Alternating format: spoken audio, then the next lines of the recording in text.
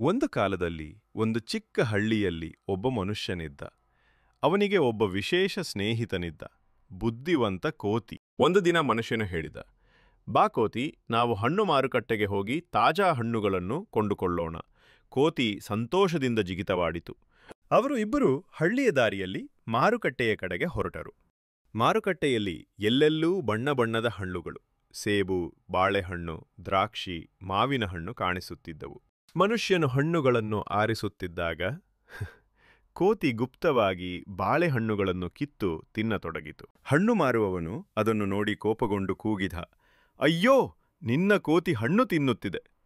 ಮನುಷ್ಯನು ನಾಚಿಕೊಂಡನು. ಕೋತಿ ಮುದ್ದಾಗಿ ಕೈಗಳನ್ನು ಜೋಡಿಸಿ ಕ್ಷಮೆ ಕೇಳಿತು. ಮನುಷ್ಯನು ನಗುತ್ತಾ ಹೇಳಿದ, ಸರಿ ಕೋತಿ, ಮುಂದಿನಿಂದ ಹೀಗೆ ಮಾಡಬೇಡ. ನಾವು ಸ್ನೇಹಿತರು. ಸ್ನೇಹ ಎಂದರೆ ಹಂಚಿಕೊಳ್ಳುವುದು ಮತ್ತು ಪ್ರಾಮಾಣಿಕವಾಗಿರುವುದು. ಆ ದಿನದಿಂದ ಕೋತಿ ಪ್ರಾಮಾಣಿಕನಾಗಿ ವರ್ತಿಸಿತು.